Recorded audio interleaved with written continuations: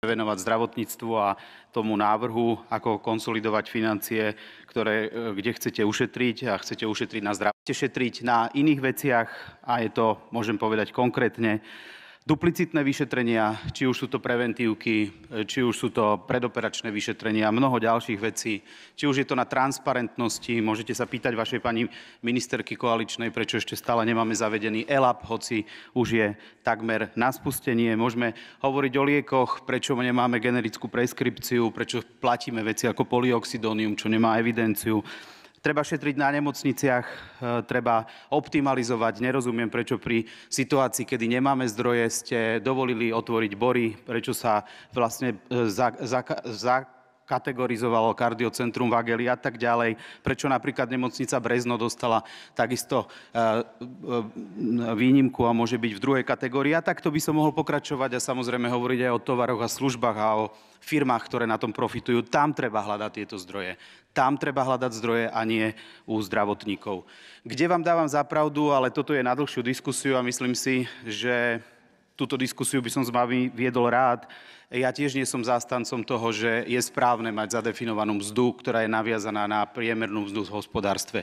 Nie je to dobré, bohužiaľ na Slovensku máme takýto trend, máme viaceré pozície, viaceré veci, či už sú to sudcovia, silové zložky, alebo aj zdravotníci, ktorí to majú naviazané na priemernú mzdu.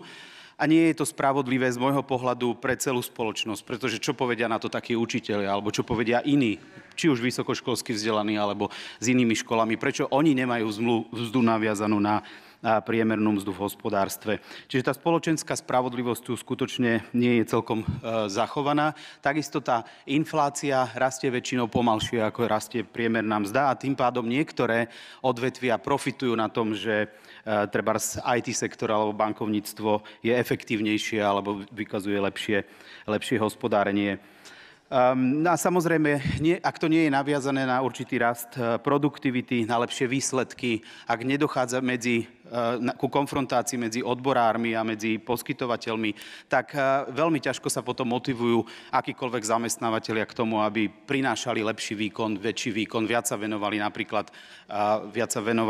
napríklad svojej profesii. Takže určite je to na diskusiu, prečo vlastne naviazanie platov na priemernú mzdu v hospodárstve nie je dobrý nápad. Ale žiaľ, a to chcem povedať, situácia je taká, aká je. Došlo k tomuto naviazaniu a prečo si aj ja myslím a prečo som nakoniec aj povedal áno, treba sa postaviť za zdravotníkov, musíme sa postaviť za zdravotníkov, pretože tu máme špecifickú situáciu.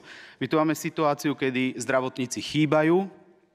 Musím vám ešte raz povedať, že začalo sa nám dariť trošku stabilizovať lekárov.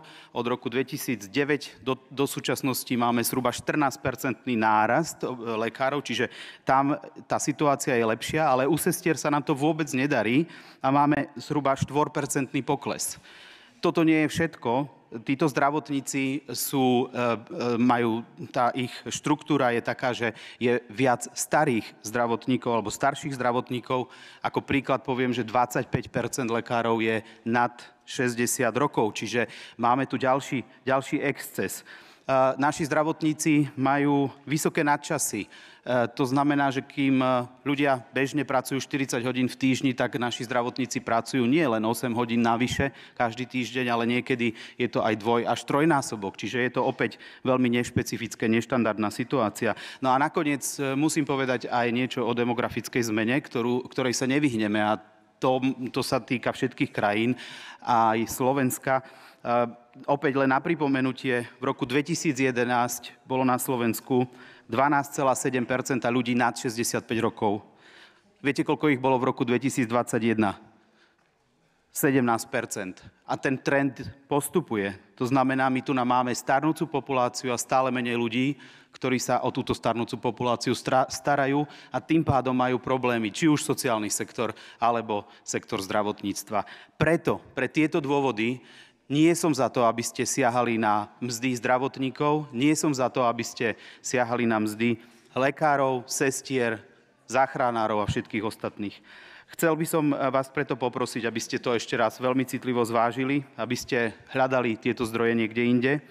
A súhlasím s vami, že za tieto mzdy potrebuje či už ministerstvo zdravotníctva, alebo riaditelia, alebo primári vyžadovať aj adekvátnu prácu, tak aby to konečne pocítil pacient. Aby naozaj tie mzdy, ktoré sú na slovenské pomery, aspoň u lekárov, veľmi dobré, aby to pocítil aj pacient. A toto je úloha, ako som povedal, ministerstva, riaditeľov, primárov. Ďakujem veľmi pekne. Skončili ste, pán poslanec?